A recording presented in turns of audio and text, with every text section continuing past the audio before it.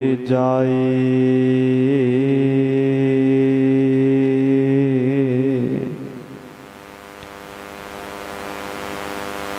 हम जैसे अपराधी अवर कोई राखै,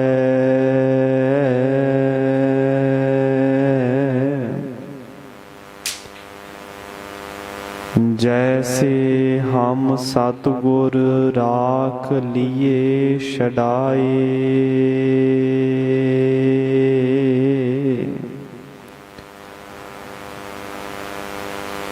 तू गुर पिता तू है गुर माता,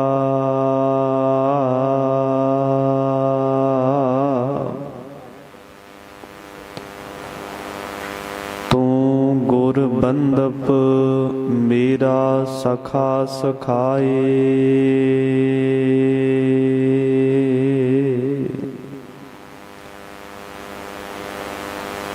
जो हमारी बिद होती मेरे सतगुरा,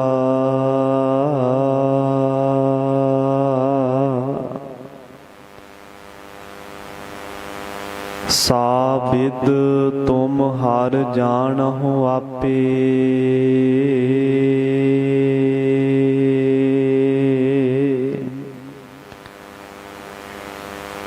हम रुलते फिरते कोई बात ना पूछता,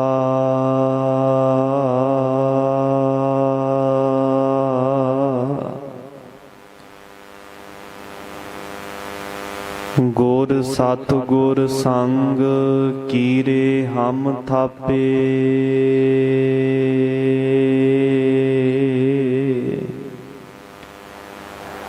धन धन गुरु नानक जन केरा,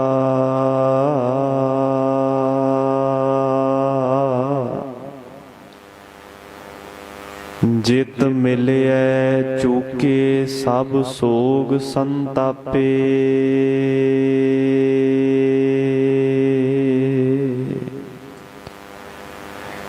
किश रूप नहीं किश जात नाही,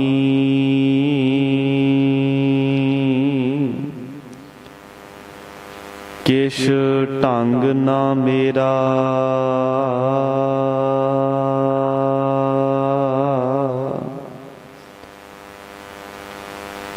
क्या मोह लै बोलै है गुण बिहून,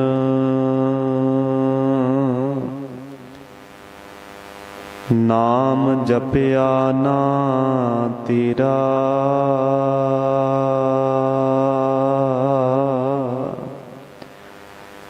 किश रूप नहीं किश जात नाही,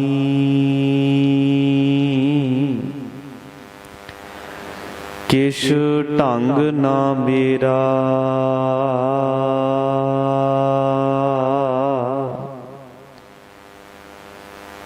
क्या मोह लै बोलै है गुण बिहून,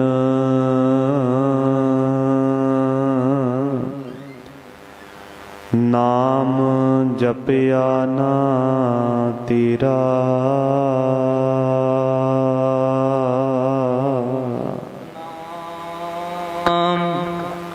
श्री वाहिगुरु साहिब जी। श्री राग महला पहला। सुंजी देह डरावनी, जा जियो विच हो जाए।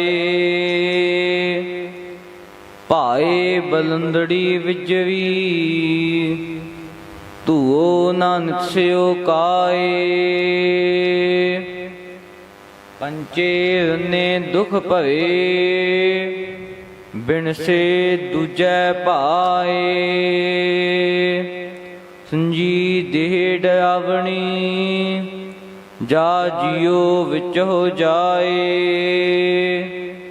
भाए बलंदी विजवी, धुओ नानक स्यो काए। पंचे ने दुख भरे, बिन सै दूजे पाए।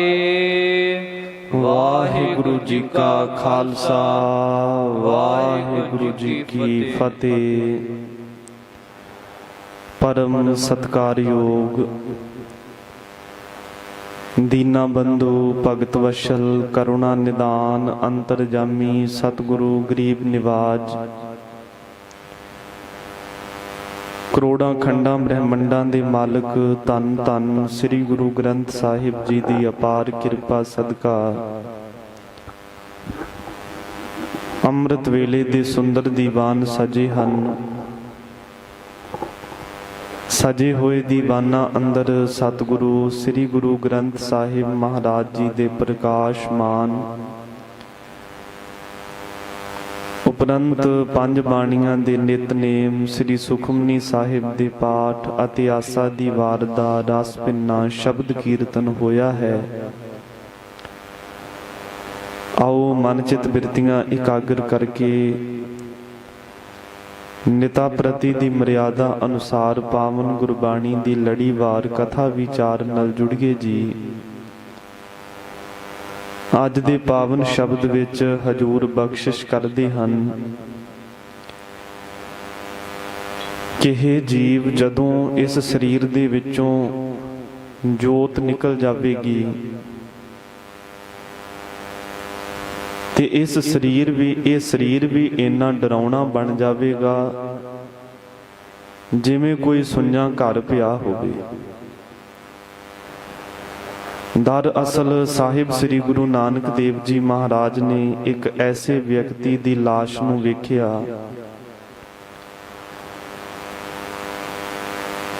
ਜਿਹਦਾ ਸਰੀਰ ਡਰਾਉਣਾ ਤੇ ਸੁੰਨਾ ਪ੍ਰਤੀਤ ਹੋ ਰਿਹਾ ਸੀ। ਉਸ ਨੂੰ ਦੇਖ ਕੇ ਸਤਿਗੁਰੂ ਗੁਰੂ ਨਾਨਕ ਦੇਵ ਜੀ ਮਹਾਰਾਜ ਨੇ ਸਮੁੱਚੀਆਂ ਸਿੱਖ ਸੰਗਤਾਂ ਨੂੰ ਜੋ ਪਾਵਨ ਉਪਦੇਸ਼ ਬਖਸ਼ਿਸ਼ ਕੀਤਾ। ਆਓ ਮਨ ਚਿਤ ਬਿਰਤੀਆਂ ਇਕਾਗਰ ਕਰਕੇ ਸਰਵਣ ਕਰੀਏ ਜੀ। ਸਤਨਾਮ ਸ਼੍ਰੀ ਵਾਹਿਗੁਰੂ ਸਾਹਿਬ ਜੀ। ਸ਼੍ਰੀ ਰਾਗ ਮਹੱਲਾ ਪਹਿਲਾ। ਸੁੰਜੀ ਦੇਹ ਡਰਾਵਣੀ ਜਾ ਜੀਓ ਵਿੱਚ ਹੋ ਜਾਏ। ਸ੍ਰੀ ਰਾਗ ਅੰਦਰ ਜਗਤ ਗੁਰੂ ਸ੍ਰੀ ਗੁਰੂ ਨਾਨਕ ਦੇਵ ਜੀ ਮਹਾਰਾਜ ਦਾ ਪਵਿੱਤਰ ਸ਼ਬਦ ਹੈ। ਹਜੂਰ ਬਖਸ਼ਿਸ਼ ਕਰਦੇ ਨੇ ਕਿ ਜਦੋਂ ਇਸ ਸਰੀਰ ਦੇ ਵਿੱਚੋਂ ਜੀਵ ਆਤਮਾ ਨਿਕਲ ਜਾਂਦਾ ਹੈ ਉਦੋਂ ਇਹ ਸਰੀਰ ਸੁੰਨਾ ਹੋ ਜਾਂਦਾ ਹੈ ਤੇ ਸੁੰਨਾ ਘਰ, ਸੁੰਨੀ ਥਾਂ, ਸੁੰਨੀ ਜਗ੍ਹਾ ਹਮੇਸ਼ਾ ਡਰਾਉਣੀ ਲੱਗਦੀ ਹੈ। ਜਿਸ ਘਰ ਵਿੱਚ ਪਰਿਵਾਰ ਵੱਸਦਾ ਹੋਵੇ, ਲੋਕ ਵੱਸਦੇ ਹੋਣ, ਉਹ ਘਰ ਸਾਫ਼ ਸੁਥਰਾ ਤੇ ਉੱਥੋਂ ਰੌਣਕ ਪ੍ਰਤੀਤ ਹੁੰਦੀ ਹੈ। ਪਰ ਜਦੋਂ ਕੋਈ ਘਰ ਨੂੰ ਛੱਡ ਜਾਵੇ ਤੇ ਹਫ਼ਤਿਆਂ ਸੰਬੰਧੀ ਜਾਂ ਫਿਰ ਕਈ ਸਾਲ, ਕਈ ਦਹਾਕੇ ਉਸ ਨੂੰ ਜਿੰਦਰੇ ਵੱਜੇ ਰਹਿਣ ਤੇ ਕਈ ਦਹਾਕਿਆਂ ਤੋਂ ਬਾਅਦ ਉਸ ਸੁੰਨੇ ਘਰ ਦੇ ਵਿੱਚ ਜੇ ਕੋਈ ਵਿਅਕਤੀ ਆਪਣਾ ਪੈਰ ਪਾਵੇਗਾ ਤੇ ਉਸ ਨੂੰ ਡਰ ਲੱਗੇਗਾ। ਜਦੋਂ ਲੋਕ ਵੱਸਦੇ ਸੀ ਉਦੋਂ ਘਰ ਵਿੱਚ ਰੌਣਕ ਸੀ, ਅੱਜ ਬੇਰੌਣਕਾ ਹੋ ਗਿਆ। ਮਹਾਰਾਜ ਕਹਿੰਦੇ ਇਸੇ ਤਰ੍ਹਾਂ ਭਾਈ ਸਰੀਰ ਦੇ ਵਿੱਚ ਜਦੋਂ ਤੱਕ ਆਤਮਾ ਹੈ ਉਦੋਂ ਤੱਕ ਹੀ ਇਹ ਸਰੀਰ ਸੁੰਦਰ ਲੱਗਦਾ ਹੈ, ਉਦੋਂ ਤੱਕ ਹੀ ਰਿਸ਼ਤੇ ਨਾਤੇ ਸਾਕ ਸੰਬੰਧੀ ਇਹਦੇ ਨਾਲ ਆਪਣਾ ਸੰਬੰਧ ਜੋੜ ਕੇ ਰੱਖਦੇ ਨੇ।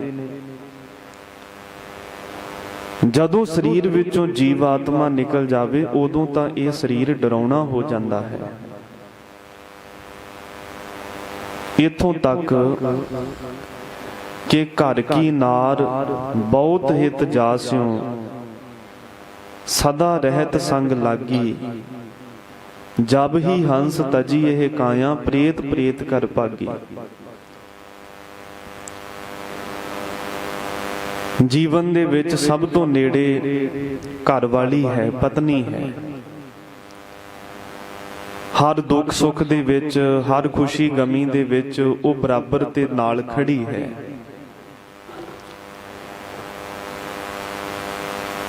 ਜਦੋਂ ਵੀ ਕੋਈ ਜ਼ਿੰਦਗੀ 'ਚ ਮੁਸ਼ਕਿਲ ਮੁਸੀਬਤ ਕੋਈ ਦੁੱਖ ਆਉਂਦਾ ਸੀ, ਸਭ ਤੋਂ ਪਹਿਲਾਂ ਬੰਦਾ ਆਪਣੀ ਘਰਵਾਲੀ ਨਾਲ ਉਹ ਗੱਲ ਸਾਂਝੀ ਕਰਦਾ ਸੀ। ਬੜਾ ਹਿੱਤ ਬੜਾ ਮੋਹ ਸੀ। ਪਰ ਗਰੀਬ ਨਵਾਜ ਬਾਦਸ਼ਾਹ ਕਹਿੰਦੇ ਜਦੋਂ ਸਰੀਰ ਚੋਂ ਜੀਵ ਆਤਮਾ ਨਿਕਲਿਆ, ਸਭ ਤੋਂ ਪਹਿਲਾਂ ਘਰਵਾਲੀ ਨੇ ਰੌਲਾ ਪਾ ਦਿੱਤਾ, ਪਿੱਟਣਾ ਸ਼ੁਰੂ ਕਰ ਦਿੱਤਾ ਕਿ ਹੁਣ ਮੇਰਾ ਪਤੀ ਮੇਰਾ ਨਹੀਂ ਰਿਹਾ, ਹੁਣ ਇਹ ਪ੍ਰੇਤ ਬਣ ਗਿਆ ਹੈ। ਉਹ ਤਉ ਘਰ ਕੀ ਨਾਰ ਉਰਹਿ ਤਨ ਲਾਗੀ, ਉਹ ਤਉ ਭੂਤ ਭੂਤ ਕਰ ਭਾਗੀ। ਤੇ ਅਸਲ ਵਿੱਚ ਕਸੂਰ ਉਹਦਾ ਵੀ ਨਹੀਂ, ਕਿਉਂਕਿ ਸੁੰਨੀ ਦੇ ਜੀਵ ਆਤਮਾ ਨਿਕਲਣ ਤੋਂ ਬਾਅਦ ਡਰਾਉਣੀ ਹੋ ਹੀ ਜਾਂਦੀ ਹੈ। ਉਹਨੂੰ ਵੇਖਣਾ, ਕੋਲ ਬੈਠਣਾ ਮੁਸ਼ਕਿਲ ਹੋ ਜਾਂਦਾ ਹੈ। ਤਾਂ ਕਰਕੇ ਹਜੂਰ ਕਹਿੰਦੇ ਨੇ ਕਿ ਇਸ ਦੇਹ ਦਾ ਫਿਰ ਮਾਨ ਕਿਉਂ ਕਰਨਾ ਹੈ। ਆਪਣੀ ਸੁੰਦਰਤਾ ਦਾ, ਆਪਣੇ ਢੀਡ ਡੌਲ ਦਾ, ਆਪਣੀ ਤਾਕਤ ਦਾ ਕਿਉਂ ਭਾਈ ਹੰਕਾਰ ਕਰਨਾ, ਕਿਉਂਕਿ ਇਹ ਸਰੀਰ ਤਾਂ ਡਰਾਉਣਾ ਹੈ, ਸੁੰਨਾ ਹੈ।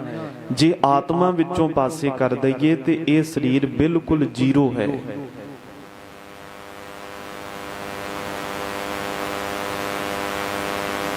ਤੇ ਫਿਰ ਜੀਵਨ ਦੇ ਵਿੱਚ ਵੀ ਜੇਕਰ ਸੁੰਦਰ ਸੋਹਣੇ ਮੂੰਹ ਨੂੰ ਲਕਵਾ ਹੋ ਜਾਵੇ ਤੇ ਲਕਵੇ ਦੇ ਨਾਲ ਮੂੰਹ ਰਾਤੋਂ ਰਾਤ ਵਿੰਗਾ ਹੋ ਜਾਂਦਾ ਹੈ।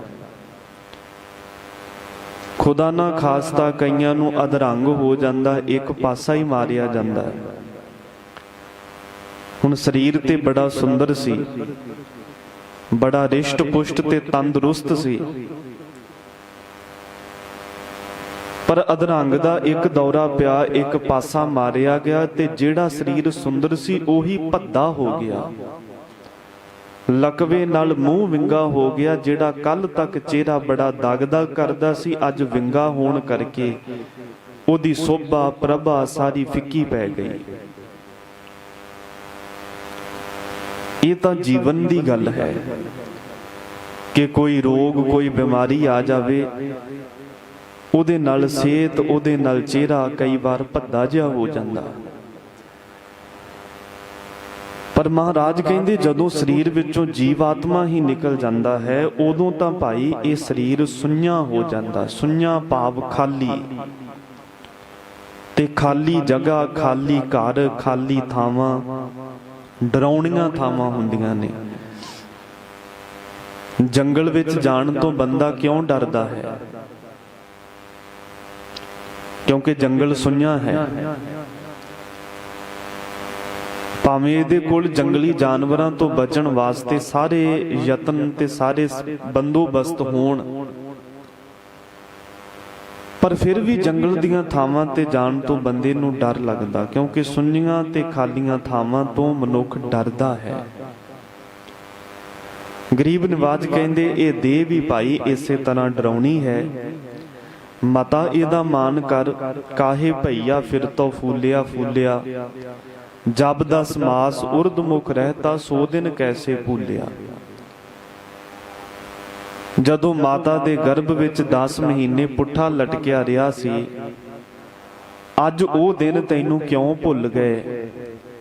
ਜਦੋਂ ਵਾਰ-ਵਾਰ ਰੱਬ ਅੱਗੇ ਅਰਦਾਸਾਂ ਕਰਦਾ ਸੀ, ਹੇ ਖੁਦਾ ਇੱਕ ਵਾਰ ਇਸ ਕੁੰਭੀ ਨਰਕ ਦੇ ਵਿੱਚੋਂ ਬਾਹਰ ਕੱਢ, ਮੈਂ ਤਾਂ ਉਮਰ ਤੇਰਾ ਧੰਨਵਾਦ ਕਰਦਾ ਰਹਾਂਗਾ। ਤੇਰੇ ਨਾਮ ਤੋਂ ਬਗੈਰ ਸੰਸਾਰ ਦੇ ਵਿੱਚ ਕੋਈ ਵੀ ਕਾਰ ਨਹੀਂ ਕਰਾਂਗਾ। ਇੱਕ ਵਾਰੀ ਮੈਨੂੰ ਜਨਮ ਦੇ, ਧਰਤੀ ਦੇ ਉੱਪਰ ਜਾਣ ਦਾ ਮੌਕਾ ਦੇ। ਮਹਾਰਾਜ ਕਹਿੰਦੇ ਭੁੱਲ ਗਏ ਉਹ ਦਿਨ ਜਦੋਂ ਰੱਬ ਨਾਲ ਬੜੇ ਵਾਅਦੇ ਮੁਹਾਫਦੇ ਕੀਤੇ ਸੀ, ਜਦੋਂ ਪਰਮੇਸ਼ਰ ਦੇ ਨਾਲ ਤੋਂ ਬੜੇ ਪ੍ਰਣ ਕੀਤੇ ਸੀ ਕਿ ਸੰਸਾਰ ਤੇ ਜਾ ਕੇ ਤੇਰੀ ਵਡਿਆਈ ਕਰਾਂਗਾ। ਲੇਕਿਨ ਲਿਵ ਛੁੜਕੀ ਲੱਗੀ ਤ੍ਰਿਸ਼ਨਾ, ਮਾਇਆ ਅਮਰ ਵਰਤਾਇਆ। ਜਦੋਂ ਮਾਤਾ ਦੇ ਗਰਭ ਵਿੱਚੋਂ ਬਾਹਰ ਆਉਂਦਾ ਹੈ, ਸੰਸਾਰ ਦੀ ਹਵਾ ਲੱਗਦੀ ਹੈ, ਸਭ ਤੋਂ ਪਹਿਲਾਂ ਰੱਬ ਨਾਲ ਜੁੜੀ ਹੋਈ ਲਿਵ ਟੁੱਟ ਜਾਂਦੀ ਹੈ। ਪਰਮੇਸ਼ਰ ਨਾਲੋਂ ਲਿਵ ਟੁੱਟ ਜਾਂਦੀ ਤੇ ਸੰਸਾਰ ਨਾਲ ਜੁੜ ਜਾਂਦੀ ਹੈ। ਮਾਇਆ ਦਾ ਐਸਾ ਪ੍ਰਭਾਵ ਪੈ ਜਾਂਦਾ ਹੈ। ਇਸ ਕਰਕੇ ਹਜੂਰ ਕਹਿੰਦੇ ਨੇ ਕਿ ਜਦੋਂ ਸਰੀਰ ਵਿੱਚੋਂ ਜੀਵ ਆਤਮਾ ਨਿਕਲ ਜਾਏਗਾ ਭਾਈ, ਉਦੋਂ ਇਹ ਸਰੀਰ ਡਰਾਉਣਾ ਹੋ ਜਾਵੇਗਾ, ਕਿਸੇ ਨੇ ਇਹਦੇ ਨੇੜੇ ਨਹੀਂ ਲੱਗਣਾ। ਸਾਰੇ ਭੂਤ ਪ੍ਰੇਤ ਕਹਿ ਕੇ ਦੂਰ ਦੂਰ ਭੱਜਣਗੇ। ਕੋਈ ਮੁਰਦੇ ਦਾ ਆਪਣੇ ਸਰੀਰ ਤੇ ਪਰਛਾਵਾਂ ਨਹੀਂ ਪੈਣ ਦਿੰਦਾ।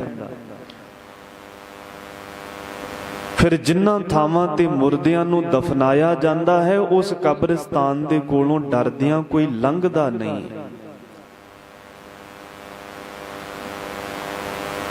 ਤੇ ਕਈ ਤਾਂ ਮੁਰਦਾ ਲਾਸ਼ ਦੇ ਨਾਲ ਕਾਨਾ ਮਿਣ ਕੇ ਰੱਖਦੇ ਨੇ। ਮਨ ਵਿੱਚ ਇਹ ਵਹਿਮ ਕੀਤਾ ਜਾਂਦਾ ਕਿ ਜੇ ਕਾਨਾ ਨਾ ਮਿਣਿਆ ਜਾਵੇ ਤੇ ਮੁਰਦਾ ਵੱਧ ਜਾਂਦਾ ਹੈ, ਤੇ ਜੇ ਮੁਰਦਾ ਵੱਧ ਜਾਵੇ ਤੇ ਉਹ ਪਿੱਛੇ ਪਰਿਵਾਰ ਵਾਸਤੇ, ਜੀਆਂ ਵਾਸਤੇ ਬਹੁਤ ਖਤਰਨਾਕ ਹੁੰਦਾ ਹੈ। ਪਰੰਤੂ ਅਸਲ ਵਿੱਚ ਜਦੋਂ ਪੁਰਾਣੇ ਸਮਿਆਂ ਦੇ ਵਿੱਚ ਕਬਰਾਂ ਪੁੱਟੀਆਂ ਜਾਂਦੀਆਂ ਸੀ ਮੁਰਦਿਆਂ ਨੂੰ ਦਫਨਾਉਣ ਵਾਸਤੇ, ਉਦੋਂ ਮੁਰਦੇ ਦੀ ਮਿਣਤੀ ਕਰ ਲਈ ਜਾਂਦੀ ਸੀ ਕਾਨੇ ਦੇ ਨਾਲ। ਕਾਨੇ ਨਾਲ ਮਿਣਤੀ ਕਰਕੇ ਉਹਦੇ ਕੱਦ ਦੀ ਕਬਰ ਪੁੱਟੀ ਜਾਂਦੀ ਸੀ। ਪਰੰਤੂ ਸਹਿਜੇ ਸਹਿਜੇ ਉਹ ਇੱਕ ਵਹਿਮ ਬਣ ਗਿਆ। ਇਸੇ ਤਰ੍ਹਾਂ ਹੋਰ ਵੀ ਕਈ ਵਹਿਮ ਭਰਮ ਜਿਨ੍ਹਾਂ ਦੇ ਪਿੱਛੇ ਕਾਰਨ ਕੁਝ ਹੋਰ ਸੀ, ਪਰੰਤੂ ਸਹਿਜੇ ਸਹਿਜੇ ਉਹ ਇੱਕ ਵਹਿਮ ਬਣ ਕੇ ਸਮਾਜ ਨੂੰ ਚਿੰਬੜ ਗਏ। ਤੋ ਗਰੀਬ ਨਵਾਜ ਸੱਚੇ ਪਾਤਸ਼ਾਹ ਕਹਿੰਦੇ ਨੇ ਭਾਈ, ਇਸ ਸਰੀਰ ਦਾ ਕਦੇ ਵੀ ਹੰਕਾਰ ਨਾ ਕਰ, ਕਦੇ ਵੀ ਆਪਣੇ ਜੋਬਨ, ਜਵਾਨੀ, ਸੁੰਦਰਤਾ, ਰਾਜ, ਮਾਲ, ਰੂਪ, ਜਾਤ, ਜੋਬਨ, ਇਹਨਾਂ ਦਾ ਕਦੇ ਵੀ ਹੰਕਾਰ ਨਾ ਕਰ। ਕਿਉਂਕਿ ਜਦੋਂ ਜੀਵ ਆਤਮਾ ਜਿੰਦ ਨਿਕਲ ਜਾਵੇਗੀ, ਉਦੋਂ ਇਹ ਸਰੀਰ ਡਰਾਉਣਾ ਹੋ ਜਾਵੇਗਾ। ਭਾਏ ਬਲੰਦੀ ਵਿਜਵੀ ਧੂਓ ਨ ਨਿਤਸਿਓ ਕਾਏ। ਭਾਹੇ ਨਾਮ ਹੈ ਅੱਗ ਦਾ, ਵਿਜਵੀ ਨਾਮ ਹੈ ਬੁਝ ਗਈ। ਜਿਹੜੀ ਜੀਵਨ ਸੱਤਾ ਦੀ ਅੰਦਰ ਅਗਨੀ ਬਲਦੀ ਸੀ, ਭਾਵ ਪਰਮੇਸ਼ਰ ਦੀ ਜੋਤ ਜਗਦੀ ਸੀ, ਉਹ ਜੋਤ ਬੁਝ ਗਈ। ਭਾਹੇ ਬਲੰਦੀ ਬੁਝ ਗਈ ਤੇ ਧੂ ਨਾ ਨਿਕਸਿਓ ਕਾਏ। ਹੁਣ ਕੋਈ ਧੂਆਂ ਨਹੀਂ ਨਿਕਲਦਾ। ਧੂਆਂ ਕਾਹਦਾ ਨਿਕਲਦਾ ਹੈ? ਸਵਾਸਾਂ ਦਾ। ਸਵਾਸਾਂ ਰੂਪੀ ਧੂਆਂ ਨਿਕਲਣਾ ਵੀ ਬੰਦ ਹੋ ਗਿਆ ਤੇ ਜੀਵਨ ਸੱਤਾ ਦੀ, ਚੇਤਨ ਸੱਤਾ ਦੀ ਜਿਹੜੀ ਜੋਤ ਜਗਦੀ ਸੀ, ਉਹ ਵੀ ਬੁਝ ਗਈ। ਸਵਾਸ ਐਸ ਕਦਰ ਖਤਮ ਹੋ ਗਏ ਕਿ ਸਰੀਰ ਦਾ ਕੋਈ ਵੀ ਅੰਗ ਹੁਣ ਹਰਕਤ ਨਹੀਂ ਕਰਦਾ। ਬਿਲਕੁਲ ਡੈਡ ਹੋ ਕੇ ਇੱਕ ਥਾਂ ਤੇ ਜੀਵ ਦਾ ਮ੍ਰਿਤਕ ਸਰੀਰ ਪੈ ਰਹਿੰਦਾ ਹੈ, ਕਿਸੇ ਤਰ੍ਹਾਂ ਦੀ ਕੋਈ ਹਰਕਤ ਨਹੀਂ ਕਰਦਾ। ਇਸ ਕਰਕੇ ਸੱਚੇ ਪਾਤਸ਼ਾਹ ਕਹਿੰਦੇ ਨੇ ਭਾਈ, ਚੇਤਨ ਸੱਤਾ ਦੀ ਜੋਤ ਵੀ ਬੁਝ ਗਈ, ਭਾਹੇ ਬਲੰਦੀ ਬੁਝ ਗਈ, ਵਿਜ ਵੀ, ਤੇ ਧੂ ਨਾ ਨਿਕਸਿਓ ਕਾਏ। ਧੂਆਂ ਵਿੱਚੋਂ ਨਿਕਸਿਓ ਭਾਵ ਨਿਕਲਦਾ ਨਹੀਂ, ਕਾਏ ਕੁਝ ਵੀ ਨਹੀਂ, ਭਾਵ ਜਰਾ ਜਿੰਨਾ ਵੀ ਸਵਾਸਾਂ ਰੂਪੀ ਧੂਆਂ ਨਹੀਂ ਨਿਕਲਦਾ। ਸਾਇੰਟਿਸਟਾਂ ਦਾ ਮੰਨਣਾ ਹੈ ਕਿ ਸਾਡਾ ਸਰੀਰ ਹਵਾ ਦੇ ਆਸਰੇ ਜਿੰਦਾ ਰਹਿੰਦਾ ਹੈ। ਜਦੋਂ ਤੱਕ ਸਾਡੇ ਸਰੀਰ ਦੀ ਅੰਦਰਲੀ ਹਵਾ ਦਾ ਬਾਹਰਲੀ ਹਵਾ ਨਾਲ ਸੰਬੰਧ ਜੁੜਿਆ ਹੈ, ਉਦੋਂ ਤੱਕ ਅਸੀਂ ਜਿੰਦਾ ਹਾਂ। ਤੇ ਜਦੋਂ ਦੋਵਾਂ ਵਾਯੂ ਦਾ ਇੱਕ ਦੂਜੀ ਨਾਲੋਂ ਸੰਬੰਧ ਟੁੱਟ ਜਾਂਦਾ ਹੈ, ਉਦੋਂ ਜੀਵ ਦੀ ਮੌਤ ਹੋ ਜਾਂਦੀ ਹੈ। ਕਿਉਂਕਿ ਸਾਡੇ ਅੰਦਰ ਵੀ ਪੌਣ ਹੈ, ਬਾਹਰ ਵੀ ਪੌਣ ਹੈ। ਕੁਝ ਪੌਣ ਬੰਦਾ ਅੰਦਰ ਨੂੰ ਲਿਜਾਂਦਾ ਹੈ, ਕੁਝ ਪੌਣ ਬੰਦਾ ਬਾਹਰ ਨੂੰ ਛੱਡਦਾ ਹੈ। ਤੇ ਜਦੋਂ ਅੰਦਰ ਬਾਹਰ ਦੀ ਪੌਣ ਦਾ ਆਪਸ ਵਿੱਚ ਸੰਬੰਧ ਬਣਿਆ ਹੈ, ਤਾਂ ਹੀ ਬੰਦਾ ਜਿੰਦਾ ਰਹਿੰਦਾ ਹੈ। ਪਰ ਗੁਰਮਤਿ ਇਸ ਗੱਲ ਨਾਲ ਸਹਿਮਤ ਨਹੀਂ, ਕਿਉਂਕਿ ਜੇ ਹਵਾ ਦੇ ਨਾਲ ਹੀ ਬੰਦਾ ਜਿੰਦਾ ਰਹਿੰਦਾ ਹੋਵੇ, ਫਿਰ ਤਾਂ ਮੁਰਦਾ ਮਨੁੱਖ ਨੂੰ ਕੋਈ ਵੱਡਾ ਪੰਪ ਲਾ ਕੇ ਉਹਦੇ ਨੱਕ ਨਾਲ, ਮੂੰਹ ਨਾਲ ਤੇ ਜ਼ੋਰ ਦੀ ਪੰਪ ਦੀ ਹਵਾ ਮਾਰੀ ਜਾਵੇ ਤੇ ਬੰਦਾ ਫਿਰ ਜਿੰਦਾ ਕਰ ਲਿਆ ਜਾਏ। ਜੇ ਆਕਸੀਜਨ ਦੇ ਨਾਲ, ਹਵਾ ਨਾਲ ਹੀ ਬੰਦਾ ਜਿੰਦਾ ਰਹਿੰਦਾ ਹੈ। ਤਾਂ ਕਰਕੇ ਗੁਰੂ ਸਾਹਿਬ ਕਹਿੰਦੇ ਨੇ ਮਨੁੱਖ ਜਿੰਦਾ ਰਹਿੰਦਾ ਹੈ ਚੇਤਨ ਸੱਤਾ ਦੇ ਨਾਲ, ਉਸ ਜੋਤ ਦੇ ਨਾਲ ਜਿਹੜੀ ਪਰਮ ਜੋਤ ਹੈ, ਮਹਾ ਜੋਤ ਦੇ ਕਾਰਨ ਬੰਦਾ ਜਿੰਦਾ ਰਹਿੰਦਾ ਹੈ। ਸ਼ਿੰਗਾਰ ਬਣਾਉਣਾ ਕਰ ਹਉਮੈ ਮਮਤਾ ਮੋਹਣੀ ਸਭ ਮੁੱਠੀ ਅਹੰਕਾਰ। ਸਾਰੀ ਸ੍ਰਿਸ਼ਟੀ ਠੱਗੀ ਗਈ, ਲੁੱਟੀ ਗਈ, ਆਪਣਾ ਆਪ ਲੁਟਾ ਲਿਆ ਹੰਕਾਰ ਕਰਕੇ। ਹਉਮੈ ਨੇ ਅੰਦਰੋਂ ਅੰਦਰ ਹੀ ਇੰਨਾ ਖੋਰਾ ਲਾ ਦਿੱਤਾ ਕਿ ਬੰਦਾ ਆਪਣਾ ਸਭ ਕੁਝ ਲੁਟਾ ਗਿਆ। ਹਉਮੈ ਤੇ ਮਮਤਾ, ਮੋਹ ਮਮਤਾ ਤੇ ਹੰਕਾਰ। ਗੁਰੂ ਨਾਨਕ ਸਾਹਿਬ ਕਹਿੰਦੇ ਸਾਰੀ ਸ੍ਰਿਸ਼ਟੀ ਦੇ तमाम ਲੋਕ ਇਹਨਾਂ ਕਾਰਨਾਂ ਕਰਕੇ ਲੁੱਟੇ ਗਏ ਨੇ। ਸ਼ੁਭ ਗੁਣਾਂ ਦੀ ਜਿੰਨੀ ਸੰਪਤੀ ਸੀ ਲੁਟਾ ਲਈ, ਚੰਗੇ ਗੁਣਾਂ ਦੀ ਦੌਲਤ ਲੁਟਾ ਲਈ, ਜਿਸ ਨੂੰ ਦੈਵੀ ਸੰਪਦਾ ਆਖਿਆ ਜਾਂਦਾ ਹੈ। ਆਸੁਰੀ ਸੰਪਦਾ ਨੇ ਦੈਵੀ ਸੰਪਦਾ ਨੂੰ ਲੁੱਟ ਲਿਆ। ਇਸ ਦੇਹੀ ਅੰਦਰ ਪੰਜ ਚੋਰ ਵਸੈ, ਕਾਮ ਕ੍ਰੋਧ ਲੋਭ ਮੋਹ ਅਹੰਕਾਰਾ। ਅੰਮ੍ਰਿਤ ਲੂਟੈ ਮਨਮੁਖ ਨਹੀਂ ਬੂਝੈ, ਕੋਏ ਨਾ ਸੁਣੈ ਪੁਕਾਰਾ। ਗਰੀਬ ਨਿਵਾਜ ਕਹਿੰਦੇ ਸਰੀਰ ਦੇ ਅੰਦਰ ਸਦਾ ਹੀ ਚਾਰ ਚੋਰ, ਪੰਜ ਚੋਰ ਵਸਦੇ ਨੇ, ਤੇ ਚੋਰ ਇੱਕ ਪਿੰਡ ਵਿੱਚ ਇੱਕ ਹੀ ਹੋਵੇ ਉਹੀ ਸਾਰਿਆਂ ਦੇ ਘਰ ਖਾਲੀ ਕਰ ਦਿੰਦਾ ਹੈ। ਪਰ ਸਰੀਰ ਰੂਪੀ ਨਗਰ ਦੇ ਵਿੱਚ ਤਾਂ ਪੰਜ ਚੋਰ ਨੇ। ਪੰਜ ਚੋਰ ਮਿਲ ਲਾਗੇ ਨਗਰੀਆ, ਰਾਮ ਨਾਮ ਧਨ ਹਿਰਿਆ। ਗੁਰਮੁਖ ਖੋਜ ਪਰੇ ਤਬ ਪਕਰੇ, ਧਨ ਸਾਬਤ ਰਾਸ ਉਬਰਿਆ। ਪੰਜੇ ਦੇ ਪੰਜੇ ਚੋਰ ਆਪਸ ਵਿੱਚ ਰਲੇ ਹੋਏ ਨੇ ਤੇ ਬੜੀ ਵਿਉਂਤਬੰਦੀ ਦੇ ਨਾਲ ਅੰਦਰੋਂ ਚੰਗੇ ਗੁਣਾਂ ਦੀ ਸੰਪਦਾ ਨੂੰ ਲੁੱਟਦੇ ਨੇ। ਤੋ ਸਹਿਬ ਇਸ ਕਰਕੇ ਸੱਚੇ ਪਾਤਸ਼ਾਹ ਬਖਸ਼ਿਸ਼ ਕਰਦੇ ਸਭ ਮੁੱਠੀ, ਸਾਰੀ ਸ੍ਰਿਸ਼ਟੀ ਹੀ ਲੁੱਟੀ ਗਈ। ਤੇ ਲੁੱਟਣ ਦਾ ਕਾਰਨ ਕੀ ਹੈ? ਹਉਮੈ ਤੇ ਮਮਤਾ। ਮੋਹ ਮਮਤਾ ਦੇ ਜਾਲ ਵਿੱਚ ਫਸ ਕੇ, ਤੇ ਦੂਸਰਾ ਆਪਣੀ ਜੋਬਨ ਜਵਾਨੀ ਧਨ ਦੌਲਤ ਦਾ ਹੰਕਾਰ ਕਰਕੇ। ਮਾਇਆ ਮਮਤਾ ਮੋਹਣੀ, ਜਿਨ ਵਿਣ ਦੰਤਾ ਜਗ ਖਾਇਆ। ਮਨਮੁਖ ਖਾਧੇ ਗੁਰਮੁਖ ਉਬਰੇ, ਜਿਨੀ ਸੱਚ ਨਾਮ ਚਿਤ ਲਾਇਆ। ਗਰੀਬ ਨਿਵਾਜ ਪਾਤਸ਼ਾਹ ਕਹਿੰਦੇ ਮਾਇਆ ਦੀ ਮਮਤਾ ਹੈ, ਜੋ ਮਾਇਆ ਦੀ ਮਮਤਾ ਹੈ ਇਹ ਮਨ ਨੂੰ ਮੋਹ ਲੈਣ ਵਾਲੀ ਹੈ। ਹਰ ਇੱਕ ਦਾ ਮਨ ਮੋਹ ਲੈਂਦੀ ਹੈ, ਆਪਣੇ ਜਾਲ ਦੇ ਵਿੱਚ ਹਰ ਬੰਦੇ ਨੂੰ ਫਸਾ ਲੈਂਦੀ ਹੈ। ਤੇ ਭਾਵੇਂ ਬੰਦਾ ਬੜਾ ਸਿਆਣਾ ਸੂਝਵਾਨ ਹੈ, ਪਰ ਮਾਇਆ ਦੀ ਮਮਤਾ ਅੱਗੇ ਹਰ ਇੱਕ ਦੀ ਸਿਆਣਪ ਹਾਰ ਜਾਂਦੀ ਹੈ। ਤੇ ਜਦੋਂ ਮਾਇਆ ਦੀ ਲਪੇਟ ਵਿੱਚ ਆ ਜਾਂਦਾ, ਫਿਰ ਮਾਇਆ ਇਸ ਨੂੰ ਸਬੂਤਾ ਹੀ ਖਾ ਜਾਂਦੀ ਹੈ, ਕਿਉਂਕਿ ਮਾਇਆ ਦੇ ਦੰਦ ਨਹੀਂ। ਦੰਦਾਂ ਤੋਂ ਬਗੈਰ ਸਬੂਤੇ ਨੂੰ ਹੀ ਅੰਦਰ ਲੰਘਾ ਜਾਂਦੀ ਹੈ। ਇਹ ਮਾਇਆ ਇੰਨੀ ਖਤਰਨਾਕ ਹੈ।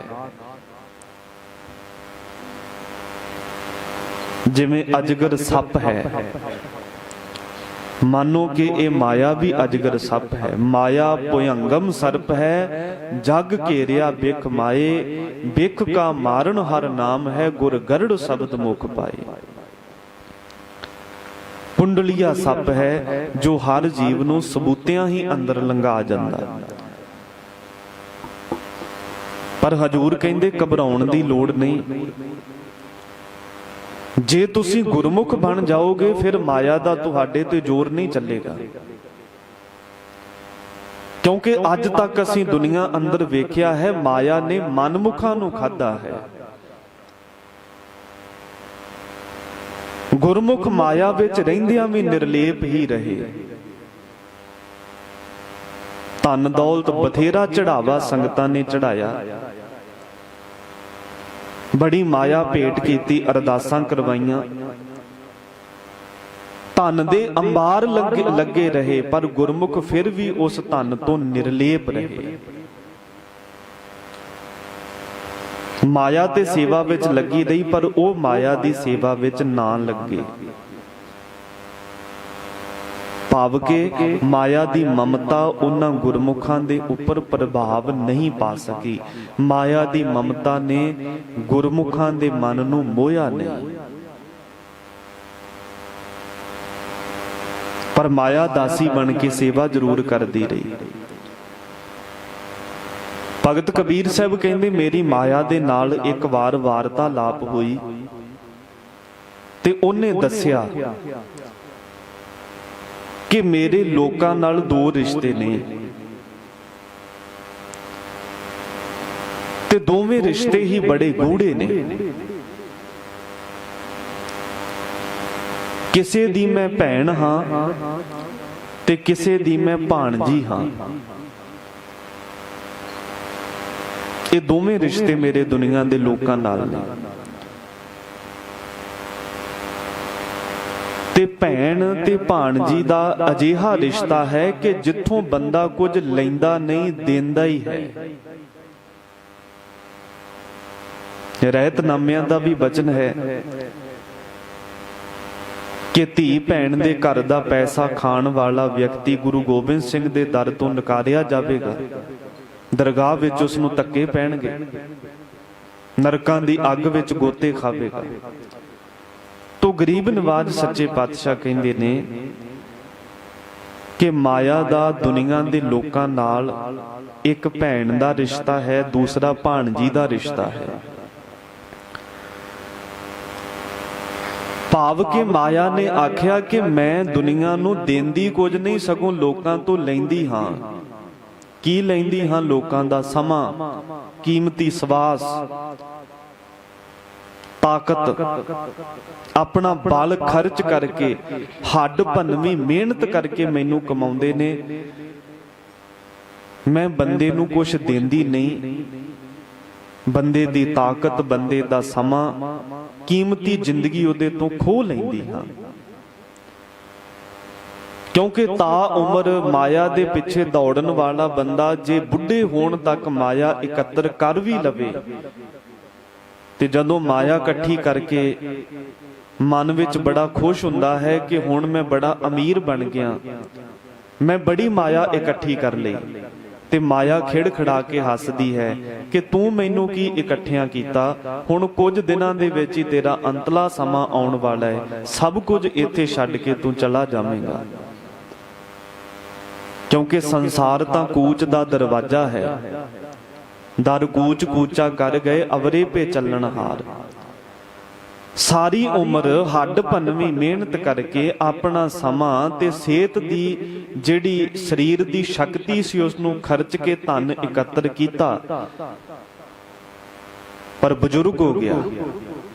ਮਾਇਆ ਇਹਦੀ ਹਾਲਤ ਨੂੰ ਵੇਖ ਕੇ ਹੱਸਣ ਲੱਗ ਪਈ ਕਿ ਜ਼ੋਰ ਤੇ ਬੜਾ ਲਾਇਆ ਮੈਨੂੰ ਇਕੱਠਾ ਕਰਨ ਵਾਸਤੇ, ਪਰ ਮੈਂ ਤੇਰੇ ਕੋਲ ਹੁਣ ਰਹਿਣਾ ਨਹੀਂ, ਕਿਉਂਕਿ ਤੂੰ ਹੁਣ ਕੁਝ ਦਿਨਾਂ ਦਾ ਪ੍ਰਾਹੁਣਾ ਹੈ। ਤਾਂ ਕਰਕੇ ਕਬੀਰ ਸਾਹਿਬ ਕਹਿੰਦੇ, ਸਗਲਿਆਂ ਕੀ ਹਉ ਬਹਿਨ ਭਾਣਜੀ, ਜਿਨ ਹੈ ਬਰੀ ਤੇ ਸਚੇਰੀ। ਜਿਸ ਨੇ ਮੈਨੂੰ ਵਰ ਲਿਆ, ਭਾਵ ਕਾਬੂ ਵਿੱਚ ਕਰ ਲਿਆ, ਉਹਦੀ ਮੈਂ ਦਾਸੀ ਹਾਂ, ਉਹਦੀ ਨੌਕਰਾਣੀ ਬਣ ਕੇ ਸੇਵਾ ਵੀ ਕਰਦੀ ਹਾਂ। ਗੁਰਮੁਖ ਹਮੇਸ਼ਾ ਮਾਇਆ ਨੂੰ ਦਾਸੀ ਬਣਾ ਕੇ ਰੱਖਦੇ ਨੇ, ਨਿਰਲੇਪ ਰਹਿੰਦੇ ਨੇ। ਤਾਂ ਕਰਕੇ ਮਹਾਰਾਜ ਪਾਤਸ਼ਾਹ ਬਖਸ਼ਿਸ਼ ਕਰਦੇ ਹਨ ਕਿ ਭਾਈ ਇਹ ਸੰਸਾਰ ਦੇ ਲੋਕ ਧਨ ਦੌਲਤ ਤੇ ਹੰਕਾਰ ਦੇ ਨਸ਼ੇ ਵਿੱਚ ਤੇ ਦੂਸਰਾ ਮੋਹ ਮਮਤਾ ਦੇ ਜਾਲ ਵਿੱਚ ਫਸ ਕੇ ਲੁੱਟੇ ਗਏ ਹਨ, ਆਪਣਾ ਆਪ ਠਗਾ ਲਿਆ ਹੈ, ਚੰਗੇ ਗੁਣਾਂ ਨੂੰ ਲੁਟਾ ਕੇ ਆਪਣਾ ਕੀਮਤੀ ਸਮਾਂ ਗਵਾ ਰਹੇ ਹਨ। ਰਹਾਉ ਵਿਸ਼ਰਾਮ ਦੇ ਕੇ ਬਖਸ਼ਿਸ਼ ਕਰਦੇ ਹਨ ਜੀ। ਜਿਨੀ ਨਾਮ ਵਿਸਾਰਿਆ, ਦੂਜੀ ਕਾਵੈ ਲਗ। ਜਿਨ੍ਹਾਂ ਨੇ ਪਰਮੇਸ਼ਰ ਦੇ ਨਾਮ ਨੂੰ ਭੁਲਾ ਦਿੱਤਾ, ਤੇ ਭੁਲਾਉਣ ਦਾ ਕਾਰਨ ਕੀ ਸੀ ਕਿ ਉਹ ਕਿਸੇ ਹੋਰ ਕੰਮ ਵਿੱਚ, ਕਿਸੇ ਹੋਰ ਧੰਦੇ ਦੇ ਵਿੱਚ ਵਿਅਸਤ ਹੋ ਗਏ, ਦਵੈਤ ਭਾਵ ਵਿੱਚ ਲੱਗ ਗਏ। ਮਾਇਆ ਧੰਦਾ ਧਾਮਣੀ ਦੁਰਮਤ ਕਾਰ ਵਿਕਾਰ, ਮੂਰਖ ਆਪ ਗਣਾਏਂਦਾ ਬੂਝ ਨਾ ਸਕੈ ਕਾਰ। ਗੁਰੂ ਪਾਤਸ਼ਾਹ ਕਹਿੰਦੇ ਮਾਇਆ ਦੇ ਧੰਦਿਆਂ ਪਿੱਛੇ ਬੰਦੇ ਨੇ ਇੰਨੀ ਦੌੜ ਭੱਜ ਕੀਤੀ ਕਿ ਆਪਣੀ ਸਿਹਤ ਦਾ ਵੀ ਖਿਆਲ ਨਾ ਰੱਖ ਸਕਿਆ। ਤੇ ਜਿਨ੍ਹਾਂ ਨੇ ਭਾਈ ਦਵੈਤ ਭਾਵਨਾ ਵਿੱਚ ਲੱਗ ਕੇ ਜਾਂ ਦੂਜੀ ਕਾਰ ਭਾਵ ਮਾਇਆ ਦੀ ਕਾਰ ਕਮਾਉਂਦਿਆਂ, ਮਾਇਆ ਇਕੱਤਰ ਕਰਦਿਆਂ ਹੀ ਪਰਮੇਸ਼ਰ ਦਾ ਨਾਮ ਭੁਲਾ ਦਿੱਤਾ ਹੈ। ਦੁਬਦਾ ਲਾਗੇ ਪਚ ਮੋਏ, ਅੰਤਰ ਤ੍ਰਿਸ਼ਨਾ ਅਗ। ਉਹ ਹਮੇਸ਼ਾ ਦੁਚਿੱਤੀ ਵਿੱਚ ਰਹੇ। ਮਨ ਵਿੱਚ ਬੜੀਆਂ ਸੋਚਾਂ ਸੋਚਦੇ ਹੁੰਦੇ ਸੀ ਕਿ ਕੁਝ ਸਮਾਂ ਹੋਰ ਪੈਸਾ ਇਕੱਠਾ ਕਰ ਲਈਏ, ਬਾਅਦ ਵਿੱਚ ਨਾਮ ਜਪਾਂਗੇ। ਬਸ ਥੋੜਾ ਜਿਹਾ ਸਮਾਂ ਹੋਰ, ਥੋੜਾ ਜਿਹਾ ਪੈਸਾ ਹੋਰ ਕਮਾ ਲਈਏ, ਫਿਰ ਸਭ ਕੁਝ ਛੱਡ ਕੇ ਗੁਰਧਾਮਾਂ ਦੀ ਯਾਤਰਾ ਕਰਾਂਗੇ, ਅਭਿਆਸ ਕਰਾਂਗੇ, ਬਾਣੀ ਪੜਾਂਗੇ। ਸੋਚਿਆ ਬੜਾ ਕੁਝ, ਪਰ ਦਿਲ ਦੀਆਂ ਦਿਲ ਵਿੱਚ ਹੀ ਰਹਿ ਗਈਆਂ। ਮਨ ਕੀ ਮਨ ਹੀ ਮਾਹੇ ਰਹੀ, ਨਾ ਹਰ ਭਜੇ ਨਾ ਤੀਰਥ ਸੇਵੇ, ਚੋਟੀ ਕਾਲ ਗਈ। ਸਾਰੀ ਉਮਰ ਇਹੀ ਸੋਚਾਂ ਸੋਚਦਾ ਰਿਹਾ ਕਿ ਬਸ ਥੋੜਾ ਜਿਹਾ ਸਮਾਂ ਹੋਰ, ਬਾਅਦ ਵਿੱਚ ਸਾਰਾ ਕੁਝ ਛੱਡ ਦੇਣਾ। ਇਹ ਜੰਜਾਲ ਛੱਡ ਕੇ ਮੈਂ ਗੁਰਧਾਮਾਂ ਦੀ ਯਾਤਰਾ ਕਰਨੀ ਹੈ, ਬਾਣੀ ਪੜ੍ਹਨੀ ਹੈ, ਨਾਮ ਜਪਣਾ। ਪਰ ਗੁਰੂ ਤੇਗ ਬਹਾਦਰ ਮਹਾਰਾਜ ਕਹਿੰਦੇ ਕਈ ਵਾਰੀ ਦਿਲ ਦੀਆਂ ਦਿਲ 'ਚ ਹੀ ਰਹਿ ਜਾਂਦੀਆਂ ਨੇ, ਕਿਉਂਕਿ ਮਾਇਆ ਨੇ ਜਾਲ ਇਸ ਢੰਗ ਦਾ ਪਸਾਰਿਆ ਹੈ ਕਿ ਬੰਦਾ ਇਹਦੇ ਚੋਂ ਨਿਕਲ ਨਹੀਂ ਪਾਉਂਦਾ। ਬੜਾ ਕਸੂਤਾ ਫਸਾਇਆ ਹੈ। ਇਸੇ ਕਰਕੇ ਹਜੂਰ ਨੇ ਬਾਣੀ ਵਿੱਚ ਬਾਰ-ਬਾਰ ਮਾਇਆ ਨੂੰ ਜਾਲ ਆਖਿਆ। ਤੋ ਸਾਹਿਬ ਕਹਿੰਦੇ ਦੁਬਿਧਾ ਲਾਗੇ ਪਚ ਮੋਏ।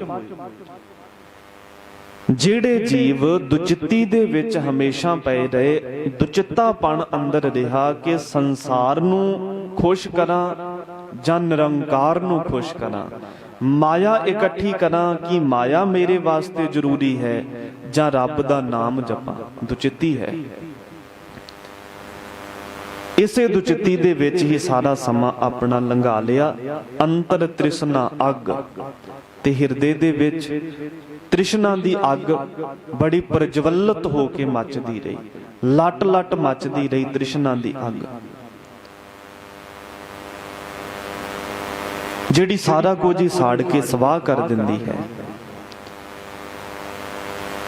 ਜਿੰਨੀਆਂ ਮਰਜ਼ੀ ਪਦਾਰਥਾਂ ਰੂਪੀ ਲੱਕੜਾਂ ਤ੍ਰਿਸ਼ਨਾ ਦੀ ਅੱਗ ਤੇ ਸੁੱਟੋ, ਇਹ ਅੱਗ ਲੱਕੜਾਂ ਦੇ ਨਾਲ ਨਹੀਂ ਬੁਝਣੀ।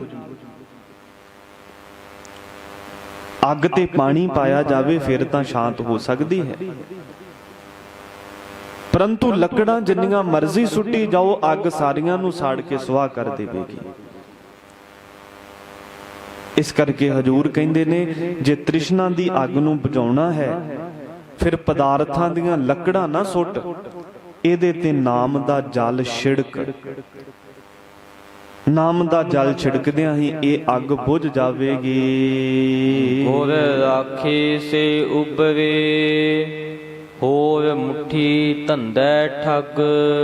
ਜਿਨ੍ਹਾਂ ਤੇ ਕਿਰਪਾ ਦ੍ਰਿਸ਼ਟੀ ਕਰਕੇ ਗੁਰੂ ਨੇ ਰੱਖ ਲਿਆ, ਉਹ ਮਾਇਆ ਦੇ ਇਸ ਮੋਹ ਵਿੱਚੋਂ ਉਬਰੇ ਭਾਵ ਬਚ ਗਏ। ਹੋਰ ਮੁੱਠੀ ਧੰਦਾ ਠੱਗ, ਹੋਰ ਜਿੰਨੀ ਵੀ ਸ੍ਰਿਸ਼ਟੀ ਹੈ ਉਹ ਮੁੱਠੀ ਭਾਵ ਲੁੱਟੀ ਗਈ। ਧੰਦਾ ਠੱਗ, ਧੰਦਿਆਂ ਵਿਕਾਰਾਂ ਵਿਹਾਰਾਂ ਨੇ ਸਮਝੋ ਕੇ ਠੱਗ ਲਿਆ। ਦੇਖੋ ਬੰਦਾ ਸੋਚਦਾ ਹੈ ਕਿ ਮੈਂ ਬੜੇ ਛਲ ਕਪਟ ਕਰਕੇ, ਠੱਗੀ ਫਰੇਬ ਕਰਕੇ ਪੈਸਾ ਕਮਾਉਂਦਾ ਹਾਂ, ਤੇ ਠੱਗੀ ਮਾਰ ਕੇ ਧੋਖਾ ਕਰਕੇ ਕਮਾਏ ਹੋਏ ਪੈਸੇ ਨਾਲ ਬੰਦਾ ਸੋਚਦਾ ਕਿ ਮੈਂ ਕਿੰਨਾ ਚਲਾਕ ਹਾਂ, ਕਿੰਨੀ ਹੇਰਾ ਫੇਰੀ ਕਰਨੀ ਜਾਣਦਾ ਹਾਂ। ਪਰੰਤੂ ਗੁਰਦੇਵ ਕਹਿੰਦੇ ਨੇ ਤੂੰ ਠੱਗਿਆ ਨਹੀਂ ਬਲਕਿ ਆਪਣਾ ਆਪ ਠਗਾ ਆਇਆ ਹੈ। ਤੇਰੇ ਅੰਦਰੋਂ ਜਿਹੜੇ ਚੰਗੇ ਗੁਣ ਸੀ ਉਹ ਲੁੱਟੇ ਗਏ ਨੇ। ਤੇਰੀ ਬੇਈਮਾਨੀ ਨੇ ਇਮਾਨਦਾਰੀ ਨੂੰ ਲੁੱਟ ਲਿਆ, ਤੇਰੇ ਲਾਲਚ ਨੇ ਸਬਰ ਸੰਤੋਖ ਨੂੰ ਲੁੱਟ ਲਿਆ। ਠੀਕ ਹੈ, ਠੱਗੀ ਮਾਰ ਕੇ 4 ਪੈਸੇ ਤੋਂ ਵੱਧ ਕਮਾ ਲਿਆਇਆ ਹੋਵੇਗਾ, ਪਰ ਤੂੰ ਆਪਣਾ ਵਿਸ਼ਵਾਸ ਅੱਜ ਗਵਾ ਆਇਆ। ਜਿਹੜਾ ਤੇਰੇ ਤੇ ਲੋਕ ਭਰੋਸਾ ਕਰਦੇ ਸੀ, ਉਸ ਭਰੋਸੇ ਨੂੰ ਤੂੰ ਗਵਾ ਲਿਆ। ਕਈ ਵਾਰੀ ਬੰਦਾ ਕਿਸੇ ਨੂੰ ਝੂਠੇ ਲਾਰੇ ਲਾ ਕੇ, ਝੂਠੇ ਲਾਰਿਆਂ ਦੇ ਵਿੱਚ ਰੱਖ ਕੇ ਆਪਣੇ ਆਪ ਨੂੰ ਬੜਾ ਚਲਾਕ ਸਮਝਦਾ ਹੈ ਕਿ ਮੈਂ ਤਾਂ ਲੋਕਾਂ ਨੂੰ ਗੱਲਾਂ ਵਿੱਚ ਉਲਝਾ ਕੇ ਹੀ ਆਪਣਾ ਸਮਾਂ ਕੱਢ ਲੈਂਦਾ ਹਾਂ। ਪਰ ਮਹਾਰਾਜ ਕਹਿੰਦੇ ਨੇ ਕਿ ਜਿਹੜੇ ਬੰਦੇ ਦੇ ਉੱਪਰ ਲੋਕ ਭਰੋਸਾ ਹੀ ਨਹੀਂ ਕਰਦੇ, ਉਹ ਬੜਾ ਬਦਕਿਸਮਤ ਹੈ। ਤੇ ਜਿਸ ਦੀ ਜ਼ਬਾਨ ਤੇ ਲੋਕੀ ਭਰੋਸਾ ਕਰਦੇ ਹੋਣ, ਜੇ ਕਿਸੇ ਨਾਲ ਪੈਸਿਆਂ ਦਾ ਲੈਣ ਦੇਣ ਵੀ ਕਰੇ ਤੇ ਲੋਕ ਆਖਣ ਕਿ ਸਾਨੂੰ ਕਾਗਜ਼ ਦੇ ਉੱਪਰ ਲਿਖਣ ਦੀ ਲੋੜ ਹੀ ਨਹੀਂ, ਸਾਨੂੰ ਇਹਦੀ ਜ਼ਬਾਨ ਤੇ ਭਰੋਸਾ ਹੈ, ਉਹਦੇ ਵਰਗਾ ਕੋਈ ਖੁਸ਼ਕਿਸਮਤ ਨਹੀਂ ਹੋ ਸਕਦਾ। ਗੁਰੂ ਗੋਬਿੰਦ ਸਿੰਘ ਮਹਾਰਾਜ ਜੀ ਨੇ ਜਫਰਨਾਮੇ ਦੇ ਵਿੱਚ ਔਰੰਗਜ਼ੇਬ ਨੂੰ ਇਹੀ ਨਸੀਹਤ ਦਿੱਤੀ ਸੀ। ਔਰੰਗਜ਼ੇਬ, ਮਰਦਾਂ ਦਾ ਕੰਮ ਇਹ ਨਹੀਂ ਹੁੰਦਾ ਕਿ ਆਪਣਾ ਕੌਲ ਕਰਕੇ ਉਹਦੇ ਤੋਂ ਮੁੱਕਰ ਜਾਣ। ਜਿਹੜੇ ਸੁਖਨਵਰ ਨੇ, ਜਿਨ੍ਹਾਂ ਬਚਨ ਕੀਤਾ ਹੋਵੇ, ਉਹ ਆਪਣੀ ਜਾਨ ਦੀ ਬਾਜੀ ਤਾਂ ਭਾਵੇਂ ਲਾ ਦੇਣ, ਪਰ ਆਪਣੇ ਬਚਨ ਤੋਂ ਕਦੇ ਮੁੱਕਰਦੇ ਨਹੀਂ। ਨਾ ਸ਼ਿਕਮੇ ਦਿਗਰ ਦਰ ਦਿਹਾਨੇ ਦਿਗਰ, ਹਮੂ ਮਰਦ ਬਾਇਦ ਸ਼ਬਦ ਸੁਖਨਵਰ, ਨਾ ਸ਼ਿਕਮੇ ਦਿਗਰ ਦਰ ਦਹਾਨੇ ਦਿਗਰ।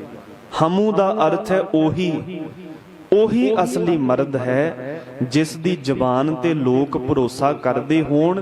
ਜੋ ਉਹਦੇ ਦਿਲ ਵਿੱਚ ਹੋਵੇ ਉਹੀ ਜ਼ਬਾਨ ਤੇ ਹੋਵੇ। ਕਿਧਰੇ ਐਸਾ ਨਾ ਹੋਵੇ ਅੰਦਰ ਤੇ ਹੋਵੇ ਛੁਰੀ, ਤੇ ਮੂੰਹ ਤੋਂ ਮਿੱਠੀਆਂ ਮਿੱਠੀਆਂ ਮੋਮੋ ਠਗਣੀਆਂ ਗੱਲਾਂ ਕਰੇ। ਮਹਾਰਾਜ ਕਹਿੰਦੇ ਭਲੇ ਹੀ ਇਸ ਤਰ੍ਹਾਂ ਕਰਨ ਵਾਲਾ ਬੰਦਾ ਆਪਣੇ ਆਪ ਨੂੰ ਬੜਾ ਚਲਾਕ ਸਮਝਦਾ ਹੋਵੇ, ਪਰ ਉਹ ਮਰਦ ਨਹੀਂ ਅਖਵਾ ਸਕਦਾ, ਉਹ ਸੂਰਮਾ ਨਹੀਂ ਅਖਵਾ ਸਕਦਾ ਜਿਹੜਾ ਆਪਣੇ ਬਚਨਾਂ ਤੋਂ ਮੁੱਕਰ ਜਾਂਦਾ ਹੈ। ਤੋ ਸਤਿਗੁਰੂ ਸੱਚੇ ਪਾਤਸ਼ਾਹ ਮਹਾਰਾਜ ਕਹਿੰਦੇ ਹੋਰ ਜਿੰਨੀ ਵੀ ਸ੍ਰਿਸ਼ਟੀ ਹੈ ਭਾਈ, ਉਹ ਠੱਗੀਆਂ, ਧੋਖੇ, ਫਰੇਬ, ਛਲ ਕਪਟ ਕਰਕੇ ਲੁੱਟੀ ਗਈ, ਭਾਵ ਆਪਣਾ ਸਭ ਕੁਝ ਗਵਾ ਲਿਆ ਹੈ। ਮੂਈ ਪ੍ਰੀਤ ਪਿਆਰ ਗਿਆ, ਮੂਆ ਵੈਰ ਵਿਰੋਧ। ਜਿਹੜੀ ਪਰਿਵਾਰ ਦੇ ਨਾਲ ਪ੍ਰੀਤ ਪਿਆਰ ਸੀ, ਉਹ ਵੀ ਭਾਈ ਖਤਮ ਹੋ ਗਿਆ ਸਰੀਰ ਦੇ ਮਿਟ ਜਾਣ ਨਾਲ, ਤੇ ਵੈਰ ਵਿਰੋਧ ਵੀ ਮੁੱਕ ਗਏ ਹਨ। ਧੰਦਾ ਥਕਾ ਹਉ ਮੁਈ, ਮਮਤਾ ਮਾਇਆ ਕ੍ਰੋਧ। ਜਿਨ੍ਹਾਂ ਕੰਮਾਂ ਕਾਰਾਂ ਚੋਂ ਸਾਰੀ ਉਮਰ ਵੇਲ ਨਹੀਂ ਸੀ ਲੱਗਿਆ, ਅੱਜ ਉਹ ਕੰਮਕਾਰ ਵੀ ਮੁੱਕ ਗਏ, ਤੇ ਜਿੰਨੀ ਹੰਕਾਰ ਹਉਮੈ ਸੀ ਇਹ ਵੀ ਖਤਮ ਹੋ ਗਈ। ਮਾਇਆ ਕ੍ਰੋਧ, ਮਾਇਆ ਦੀ ਮਮਤਾ ਤੇ ਕ੍ਰੋਧ ਗੁੱਸਾ, ਗੁੱਸੇ 'ਚ ਖਿੱਚਦਾ ਸੀ, ਕ੍ਰਿੱਝਦਾ ਸੀ, ਪਰ ਅੱਜ ਗੁੱਸਾ ਵੀ ਖਤਮ ਹੋ ਗਿਆ ਹੈ। ਕਰਮ ਮਿਲੇ ਸੱਚ ਪਾਈਐ, ਗੁਰਮੁਖ ਸਦਾ ਨਿਰੋਧ। ਜੇ ਚੰਗੇ ਕਰਮ ਹੋਣ ਤਾਂ ਹੀ ਸੱਚ ਸਰੂਪ ਪਰਮੇਸ਼ਰ ਦੀ ਪ੍ਰਾਪਤੀ ਹੁੰਦੀ ਹੈ। ਗੁਰਮੁਖ ਸਦਾ ਨਿਰੋਧ, ਗੁਰਮੁਖ ਆਤਮਾ ਸਦਾ ਵਾਸਤੇ ਆਪਣੇ ਮਨ ਨੂੰ ਨਿਰੋਧ ਭਾਵ ਰੋਕ ਕੇ ਰੱਖਦੇ ਨੇ। ਉਹ ਕਦੇ ਵੀ ਮਨ ਨੂੰ ਵਿਕਾਰਾਂ ਵਾਸ਼ਨਾਵਾਂ ਵੱਲ ਦੌੜਨ ਨਹੀਂ ਦਿੰਦੇ। ਸੱਚੀ ਕਾਵੈ ਸੱਚ ਮਿਲੈ, ਗੁਰਮਤਿ ਪੱਲੇ ਪਾਏ। ਜਿਹੜਾ ਜੀਵ ਭਗਤੀ ਕਰਨ ਰੂਪੀ ਸੱਚੀ ਕਾਰ ਕਰਦਾ ਹੈ, ਜਿਹੜਾ ਸੱਚੀ ਕਾਰ ਭਾਵ ਸ਼ੁਭ ਕਿਰਤ ਕਰਦਾ ਹੈ, ਧਰਮ ਦੀ ਕਿਰਤ ਕਮਾਉਂਦਾ ਹੈ, ਸੱਚ ਮਿਲੇ, ਉਸੇ ਨੂੰ ਹੀ ਸੱਚ ਸਰੂਪ ਪਰਮੇਸ਼ਰ ਮਿਲਦਾ ਹੈ। ਗੁਰਮਤਿ ਪੱਲੇ ਪਾਏ, ਜਿਨ੍ਹਾਂ ਨੇ ਗੁਰੂ ਦੀ ਮੱਤ ਨੂੰ ਆਪਣੇ ਪੱਲੇ ਬੰਨ੍ਹ ਲਿਆ। ਪੁਰਾਣੇ ਸਮੇਂ ਵਿੱਚ ਮਾਈਆਂ ਜਦੋਂ ਨੂੰਹ ਧੀ ਨੂੰ ਕੋਈ ਗੱਲ ਸਮਝਾਉਂਦੀਆਂ ਸੀ ਜਾਂ ਉਸ ਨੂੰ ਯਾਦ ਰੱਖਣ ਵਾਸਤੇ ਕਹਿੰਦੀਆਂ ਸੀ, ਤੇ ਕਹਿ ਦੇਣਾ ਧੀਏ ਮੇਰੀ ਗੱਲ ਦੀ ਗੰਢ ਬੰਨ੍ਹ ਲੈ, ਪੱਲੇ ਨਾਲ ਗੰਢ ਬੰਨ੍ਹ ਲੈ, ਕਿ ਕੰਮਕਾਰ ਕਰਦਿਆਂ ਜਦੋਂ ਵੀ ਇਸ ਗੰਢ ਤੇ ਤੇਰਾ ਹੱਥ ਜਾਵੇਗਾ ਤੈਨੂੰ ਚੇਤਾ ਆ ਜਾਏਗਾ ਕਿ ਮੇਰੀ ਮਾਂ ਨੇ ਜਾਂ ਮੇਰੀ ਸੱਸ ਨੇ ਮੈਨੂੰ ਕੋਈ ਕੰਮ ਕਰਨ ਵਾਸਤੇ ਆਖਿਆ ਸੀ। ਇਸ ਕਰਕੇ ਸਾਹਿਬ ਕਹਿੰਦੇ ਜੋ ਗੁਰੂ ਨੇ ਸਮਝਾਇਆ ਹੈ ਉਹਨੂੰ ਪੱਲੇ ਬੰਨ ਲੈ, ਗੁਰਮਤ ਪੱਲੇ ਪਾਏ। ਬਚਨ ਗੁਰੂ ਜੋ ਪੂਰੇ ਕਹਿਓ ਮੈਂ ਸ਼ੀਕ ਗਾਂਠੜੀ ਬਾਧਾ। ਜੋ ਪੂਰੇ ਗੁਰੂ ਨੇ ਬਚਨ ਕੀਤੇ ਮੈਂ ਘੁੱਟ ਕੇ ਉਹਨਾਂ ਦੀ ਗੰਢ ਬੰਨ ਲਈ ਕਿ ਮਤਾ ਕਿਤੇ ਮੈਨੂੰ ਮੇਰੇ ਪੂਰੇ ਗੁਰੂ ਦੇ ਬਚਨ ਵਿਸਰ ਜਾਣ। ਤੋ ਸਤਿਗੁਰੂ ਸੱਚੇ ਪਾਤਸ਼ਾਹ ਕਹਿੰਦੇ ਭਾਈ ਜਿਨ੍ਹਾਂ ਨੇ ਗੁਰਮਤ ਨੂੰ ਆਪਣੇ ਪੱਲੇ ਬੰਨ ਲਿਆ ਹੈ, ਸੋ ਨਵ ਜੰਮੈ ਨਾ ਮਵੈ ਨਾ ਆਵੈ ਨਾ ਜਾਏ। ਨਾ ਤਾਂ ਉਸ ਦੀ ਮੌਤ ਹੁੰਦੀ ਹੈ ਨਾ ਉਹਦਾ ਜਨਮ ਹੁੰਦਾ ਹੈ। ਜਨਮ ਮਰਨ ਦੋਹੋਂ ਮਹਿ ਨਾਹੀ ਜਨ ਪਰ ਉਪਕਾਰੀ ਆਏ। ਜੀ ਦਾਨ ਦੇ ਭਗਤੀ ਲਾਇਨ ਹਰਿ ਸਿਉ ਲੈਨ ਮਿਲਾਏ। ਜੰਮਣ ਮਰਨ ਦਾ ਗੇੜਾ ਕੱਟਿਆ ਜਾਂਦਾ ਹੈ, ਆਉਣਾ ਜਾਣਾ ਮੁੱਕ ਜਾਂਦਾ ਹੈ। ਨਾਨਕ ਦਰ ਪ੍ਰਧਾਨ ਸੋ ਦਰਗਹਿ ਪੈਦਾ ਜਾਏ। ਸਾਹਿਬ ਸ੍ਰੀ ਗੁਰੂ ਨਾਨਕ ਦੇਵ ਜੀ ਮਹਾਰਾਜ ਪਾਵਨ ਸ਼ਬਦ ਦੀ ਸਮਾਪਤੀ ਕਰਦੇ ਹੋਏ ਬਖਸ਼ਿਸ਼ ਕਰਦੇ ਹਨ ਕਿ ਪਰਮੇਸ਼ਰ ਦੇ ਦਰ ਵਾਹਿਗੁਰੂ ਦੀ ਦਰਗਾਹ ਵਿੱਚ ਉਹੀ ਪ੍ਰਧਾਨ ਭਾਵ ਉੱਤਮ ਪੁਰਖ ਹੈ, ਉਹੀ ਸ੍ਰੇਸ਼ਟ ਹੈ, ਉਹੀ ਮਹਾ ਆਤਮਾ ਹੈ ਜੋ ਦਰਗਹਿ ਪੈਦਾ ਜਾਏ।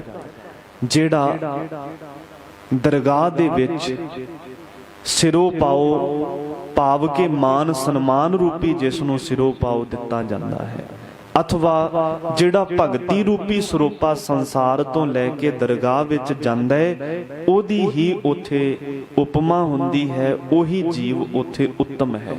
ਸਰੂਪਾ ਭਾਵ ਦਰਗਾਹੀ ਸਨਮਾਨ ਤੇ ਸਰੂਪੇ ਤੋਂ ਭਾਵ ਹੈ ਕਿ ਭਗਤੀ ਰੂਪੀ ਸਿਰੋਂ ਪਾਓ, ਕਿਉਂਕਿ ਭਗਤ ਸਿਰ ਪਾਓ ਦਿਓ ਜਾਣੇ ਆਪਣੇ ਪ੍ਰਤਾਪ ਨਾਨਕ ਪ੍ਰਭ ਜਾਤਾ। ਗੁਰੂ ਨੇ ਜਿਨ੍ਹਾਂ ਨੂੰ ਭਗਤੀ ਰੂਪੀ ਸਿਰੋਂ ਪਾਓ ਬਖਸ਼ਿਆ, ਲੋਕ ਪਰਲੋਕ ਵਿੱਚ ਉਹਨਾਂ ਦੀ ਵਡਿਆਈ ਹੁੰਦੀ ਹੈ, ਦਰਗਹਿ ਪੈਦਾ ਜਾਏ। ਪਰਮਾਤਮਾ ਦੇ ਘਰ ਵਿੱਚ ਵੀ ਭਾਈ ਉਹਨਾਂ ਨੂੰ ਸਨਮਾਨ ਮਿਲਦਾ ਹੈ। ਸੰਸਾਰ ਦੇ ਉੱਪਰ ਵੀ ਉਪਮਾ ਹੁੰਦੀ ਹੈ। ਜਿਨ੍ਹਾਂ ਦੇ ਪੱਲੇ ਸੱਚ ਹੈ, ਜਿਨ੍ਹਾਂ ਨੇ ਗੁਰੂ ਦਾ ਉਪਦੇਸ਼ ਕਮਾਇਆ ਹੈ, ਗੁਰੂ ਉਪਦੇਸ਼ ਨੂੰ ਕਮਾ ਕੇ ਜਿਨ੍ਹਾਂ ਆਪਣੇ ਜੀਵਨ ਨੂੰ ਘੜਿਆ ਹੈ। ਸਤਿਗੁਰੂ ਸ੍ਰੀ ਗੁਰੂ ਨਾਨਕ ਦੇਵ ਜੀ ਮਹਾਰਾਜ ਨੇ ਇਥੋਂ ਤੱਕ ਪਾਵਨ ਉਪਦੇਸ਼ ਦੀ ਬਖਸ਼ਿਸ਼ ਕੀਤੀ ਹੈ। ਸਤਿਗੁਰੂ ਸਾਹਿਬ ਕਿਰਪਾ ਕਰਨ, ਗੁਰਬਾਣੀ ਵਿਚਾਰ ਸਾਡੇ ਹਿਰਦਿਆਂ ਵਿੱਚ ਵਸ ਜਾਵੇ, ਜਿਸ ਕਰਕੇ ਲੋਕ ਸੁਖੀਏ ਪਰਲੋਕ ਸੁਹੇਲੇ ਦੀ ਦਾਤ ਪ੍ਰਾਪਤ ਹੋ ਜਾਏ। ਇੰਨੀਆਂ ਬੇਨਤੀਆਂ ਪ੍ਰਵਾਨ ਕਰਨੀਆਂ ਜੀ। ਵਿਚਾਰ ਕਰਦਿਆਂ ਹੋਈ ਭੁੱਲ ਚੁੱਕ ਦੀ ਖਿਮਾ ਬਖਸ਼ਣੀ, ਅੱਗੇ ਵਾਸਤੇ ਸਮਤ ਬਖਸ਼ਣੀ।